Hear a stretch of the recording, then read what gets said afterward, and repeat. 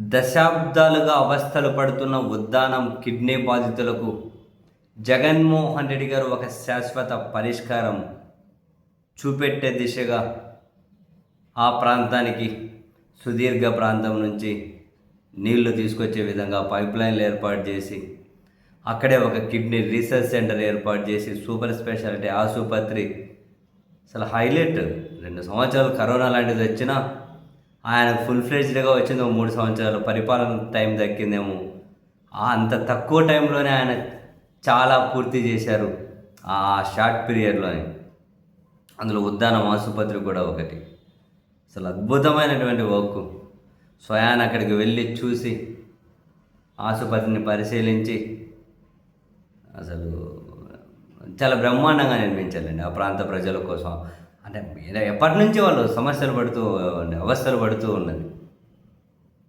నీళ్ళను కూడా ఎక్కడి నుంచో తీసుకొచ్చి వాళ్ళకి తాగునీటి సౌకర్యం కల్పించారు. సో ఆ ఫలితం ఇప్పుడు కనిపించింది. ఆ కిడ్నీ రీసెర్చ్ సెంటరు ఆ ఆసుపత్రిలో కిడ్నీ మార్పిడి శస్త్రచికిత్స విజయవంతంగా పూర్తి చేసి తర్వాత అక్కడ డాక్టర్లు మీడియాతో మాట్లాడుతూ అసలు ఒక మెడికల్ కాలేజీ లేని చోట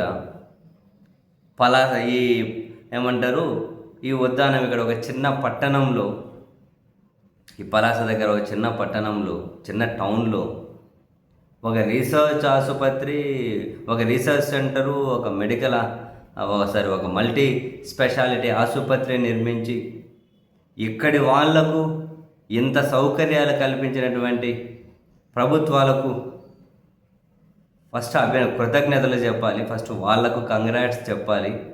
డాక్టర్లు మాట్లాడారు. ఇక్కడ ఫస్ట్ కిడ్నీ మార్పిడి విజయవంతంగా పూర్తి చేశాం. కూతురుకు 2 కిడ్నీలు పడైతే తండ్రి కిడ్నీ ఇచ్చారు. వీళ్ళిద్దరూ కూడా ఆరోగ్యంగా ఉన్నారు. ఇది నిజంగా ఒక అద్భుతం అని చెప్పి డాక్టర్లు కూడా మాట్లాడారు. నిజంగా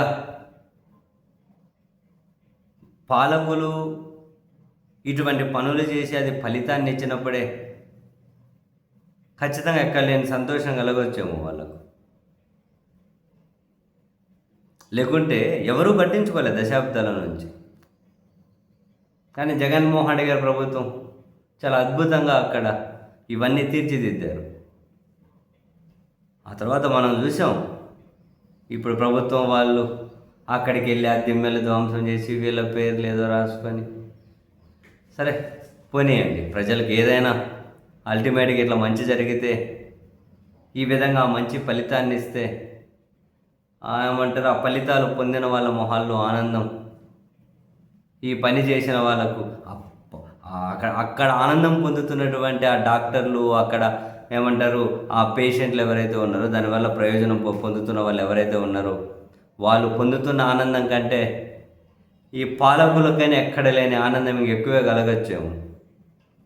విద్యా వైద్యంలో ఏ మంచి పని చేసినా అల్టిమేట్గా అది భవిష్యత్తుకేనండి బాబోయ్. అసలు ప్రభుత్వాల ప్రథమ ప్రియారిటీ అవే కావాలి.